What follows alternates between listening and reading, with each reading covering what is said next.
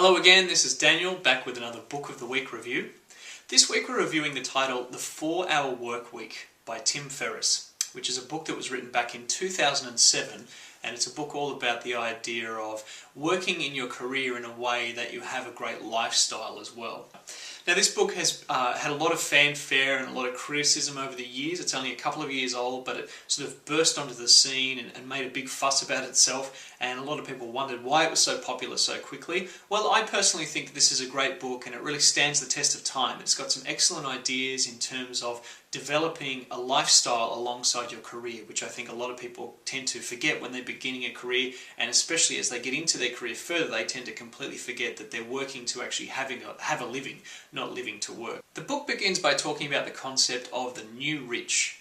And the new rich are basically this group of people that Tim has defined as people who seek lifestyle more so than just career or financial success.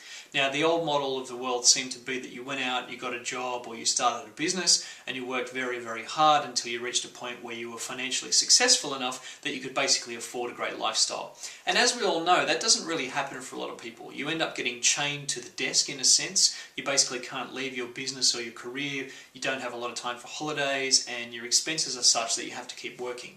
And Tim basically looks at this idea and tries to turn it on its head, and he says that the new rich aren't necessarily millionaires, but they live the lifestyle that millionaires have. So basically they get to travel, they get to use their time as they effectively want to, and they basically choose the things that they want to spend time on. The book breaks into 4 sections, which all revolve around this acronym of the word DEAL, D-E-A-L.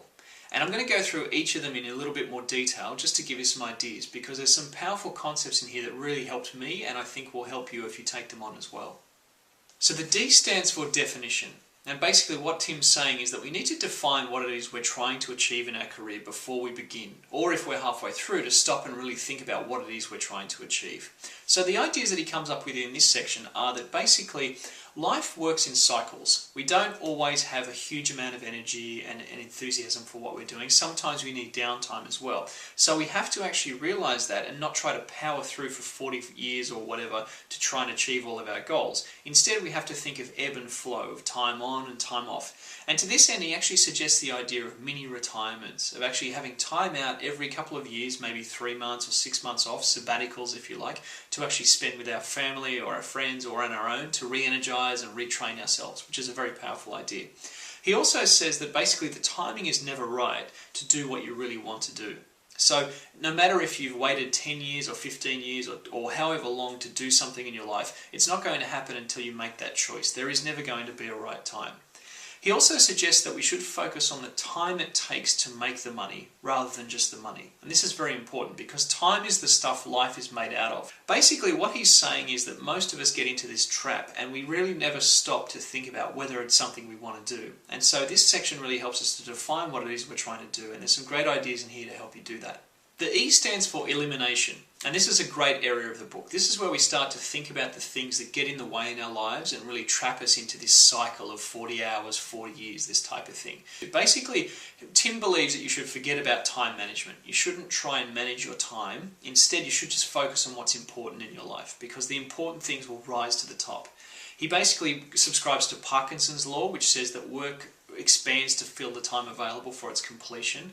In that, if we have a lot of time, if we have 40 hours, we're going to fill 40 hours. Whereas if we have 10 hours, we're going to fill 10 hours. And he also says that a lot of people get addicted to basically doing more because feeling productive or feeling busy is kind of like a bit of an addiction. It feels good or it makes us feel important. So it's a bit of a trap. So eliminating things from your life, particularly things like email and excessive meetings in business and that type of thing, commuting time, there's all these different ideas in the book to help with that. Really powerful ideas to help you to actually streamline your life and start to have more free time to do the things you want to do.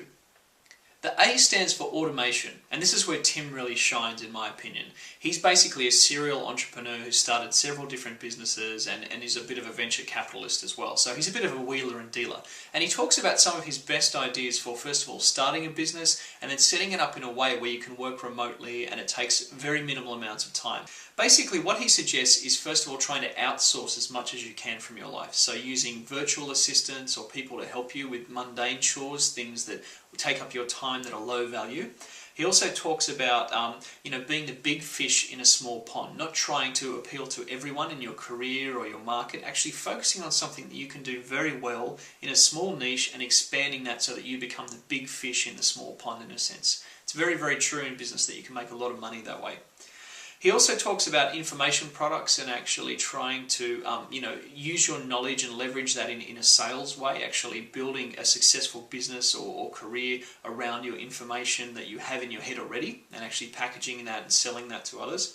And basically what he's trying to suggest is that we set up a business on the side of what we're doing and let that be automated and run so that we can actually have a better career long term. So we're not trapped to this kind of job mentality or being stuck in a certain position. We've actually got something on the side that can grow as time goes on.